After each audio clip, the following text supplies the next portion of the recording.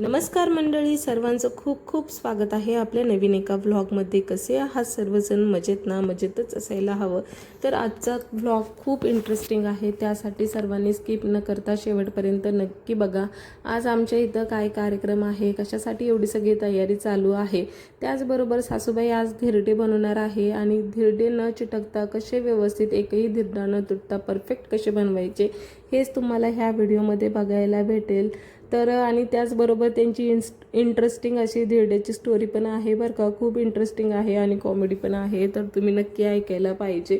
आणि पार्सलमध्ये काय घेऊन आले आहे हे पण तुम्हाला पुढे कळेलच. तर सगळा सस्पेन्स आहे, त्यामुळे तुम्ही नक्की व्हिडिओ शेवटपर्यंत बघा. आणि प्लीज एक रिक्वेस्ट आहे, बेल आयकॉन प्रेस करून ठेवा, म्हणजे माझे व्हिडिओ तुम्हाला आले ना लगेच बघायला भेटतील. आणि त्याचबरोबर लाईक पण करायला सुरुवात करा आणि सबस्क्राईब पण करा. तुम्ही लाईक केलं तर माझे व्हिडिओ हे दुसऱ्याला पण जातील आणि माझं तेवढंच रीच वाढेल. त्यासाठी रिक्वेस्ट आहे, सगळ्यांनी लाईक करत चला. तर इथे ना धिरडे करण्यासाठी सासूबाईंनी गव्हाचं पीठ आणि ज्वारीचं पीठ हे घेतलं आहे. गव्हाच्या पिठापेक्षा थोडंसं जास्त प्रमाणात ज्वारीचं पीठ घेतलेलं आणि छान असं मिक्स करून घेतलेलं पाणी घालून. त्यानंतर त्याच्यामध्ये चवीपुरतं मीठ टाकलं, फक्त एवढंच टाकलेलं आणि परफेक्ट असे धिरडे त्यांनी बनवलेले. बघितले असेल तुम्ही प्रोसेस, खूप सिंपल आहे. एकही धिरडा त्यांचा चिटकलेला नाही. मलाच धिरडे जमले नव्हते, मला खाण्याची खूप इच्छा होती, त्यामुळे त्यांना म्हणलं तुम्ही आज धिरडे बनवस. त्यांना खूप कंटाळा आला होता, पण मी मागे लागल्यामुळे त्यांनी करायला तर घेतलेलेच आणि एवढे छान धिरडे बनवलेले आणि खूपच टेस्टी बरं का. तर त्यांनी धिरड्याची स्टोरी पण त्याचबरोबर शेअर केलेली आहे, ती मी तुमच्यासोबत शेअर करते आणि कशी वाटली नक्की सांगा. हा का चल बर का. तर तिथं गेल्यावर गावाला गेल्यावर त्यांनी केलं धिरडे. काय चाललंय सासू सुनाचं. तर त्यांनी केले धिरडे तिथं जेवायला, आमरस धिरडे. मग आता लय दिवस घरी आले आणि त्यांना त्या नवऱ्याला तलब झाली. ते म्हणलं अगं आपल्याला कर ना ते. ती काय ती तू अगं ते आपल्याला कर ना का जेवायला. ती म्हणते काय, अहो ते नाही का असं मोमो आणि भोका भोकाच.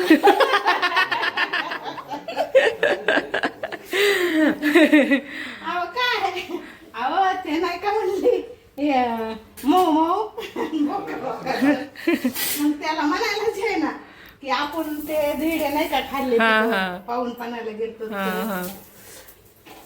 असं झालं तिथं. चांगल्या स्टोऱ्या असतात आकाच्या. तर लय बायको मारली, लय पिवळी केली.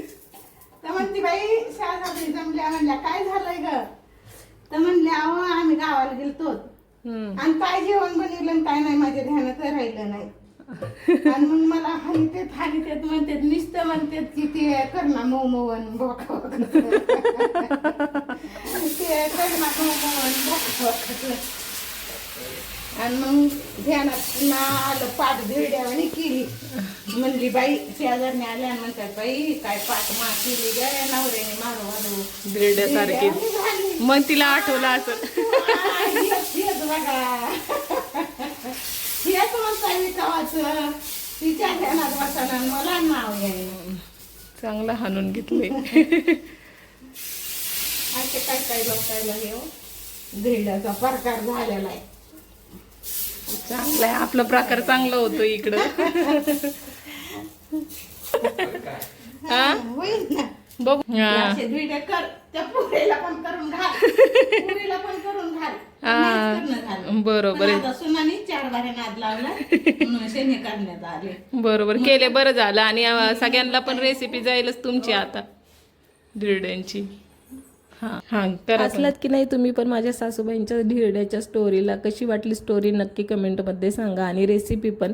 तर इकडे मी ना खीर पण बनवायला घेतलेली होती, कारण आमच्या इथे काहीतरी खास प्रोग्राम आहे, छोटासाच आहे. तर तो काय आहे आणि काय पार्सल आलेलं आहे ह्या सगळ्या गोष्टी तुम्हाला समजणारच आहे. थोडासा अंदाज तर तुम्हाला आलाच असेल मी इथं डेकोरेशन कशासाठी करत आहे.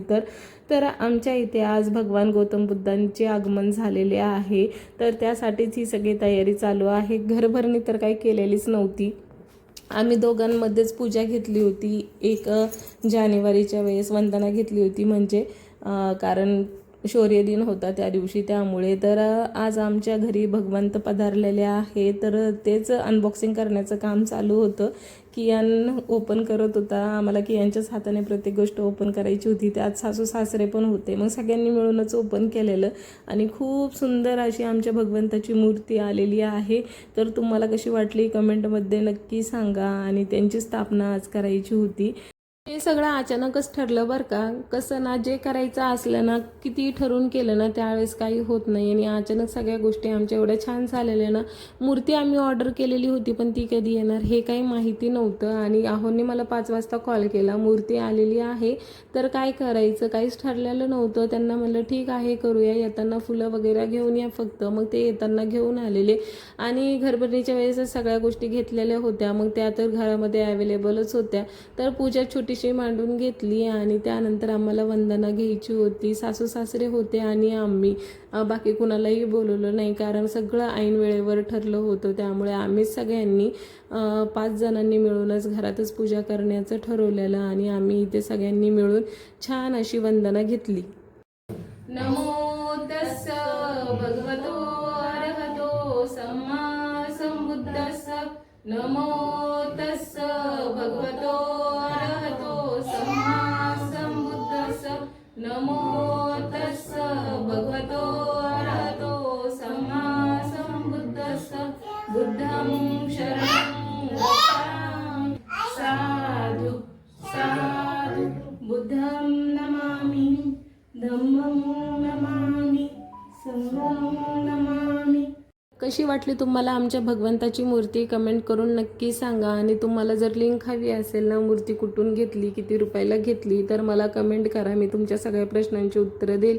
छान अशी वंदना घेतली आम्ही 5 जणांनंतर आणि त्यानंतर मग भगवंताला फुलं ते वाहून घेतले. आणि कसं ना, आपण कितीही ठरवलं ना आपल्याला हे करायचं ते करायचं तसं होत नाही, पण ऐन मोमेंटला सगळ्या गोष्टी झाल्या आणि एवढं छान झालं ना. आता घरभरणीच्या वेळेस आम्ही एवढी तयारी केलेली, प्लॅनिंग केलेली, पण त्या गोष्टी काही झाल्याच नाही.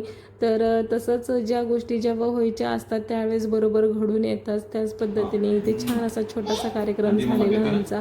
आणि त्यानंतर मग मी गेले किचनमध्ये कारण धिरडे बनवून झालेले होते, पण आमचा आमरस आणखीन बनवायचा राहिलेला होता. तर आमरस करायला घेतलेला उशीर झाला, त्यामुळे आंबे इकडे माचून घेतलेले आणि लगेचच त्याचा रस काढायला सुरुवात केलेला. तर काय ना, गडबडीमध्ये आणखीन गडबड होतच असते. आणि मी आंबे कशा पद्धतीने फोडत होते मलाच काही कळत नव्हतं. सगळा अंगावरती उडत होतं ते माझ्या. आणि सगळा पल्प काढून घेतला त्या आंब्यांचा आणि त्यानंतर त्याच्यामध्ये साखर टाकली, थोडंसं मीठ टाकलं आणि मिक्सरच्या भांड्यामध्ये टाकून घेतलं कारण मिक्सरमधूनच काढलेला आमरस मला आवडतो त्यासाठी. आणि खूप सुंदर असा घट्ट आमरस झालेला होता कारण सासऱ्यांनी आंबे आणले होते, केसर आंबे.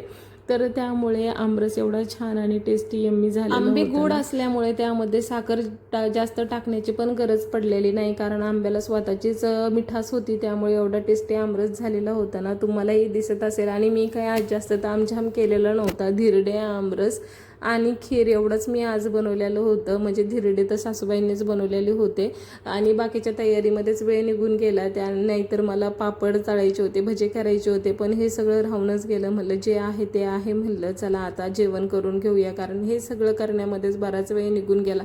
छोटा जरी कार्यक्रम करायचा म्हणला ना तरी पण थोडा वेळ निघूनच जातो कारण व्हिडिओ शूट करायच्या, बाकीच्या गोष्टी असतात. आणि मग जेवायला वाढून घेतलं आणि सगळ्यांनी मिळून मस्त असं जेवण केलं. आणि जेवण झाल्यानंतर लगेचच घर झाडून घेतले. आणि काहीतरी नवीन प्रकार करायचा म्हणल्यावर तेवढ्याच जास्त प्रमाणात भांडी पडतात. आता भांडी पडली आहे म्हणल्यावर चला म्हणलं लवकरच आपल्याला बसायला तर जमणार नाही. आणि तसंही मी जेवण झाले की कधीच बसत नाही. जेवणाची भांडी ही मला रात्रीच घासायची असतात कारण मला सकाळी माझं किचन नीट अँड क्लीन पाहिजे. सगळी भांडे स्वच्छ अशी करून घासून घेतली. आणि त्यानंतर मला सकाळची तयारी पण करायची होती कारण सासू सासऱ्यांना सकाळीच जायचं होतं बीडला. त्यासाठी इथे मला कारल्याची भाजी करायची होती कारण त्यांना सोबत डब्बा द्यायचा होता. तर कारले कढी होऊ नये आणि सकाळचा माझा टाईम सेव्ह व्हावा यासाठी मी कारल्यामध्ये हळद मीठ भरून ठेवलेले कारण कारल्यांचा कडूपणा हा नाहीसा होतो. तुम्ही या पद्धतीने करून बघा. आणि त्यानंतर सगळे भांडे पुसून लावून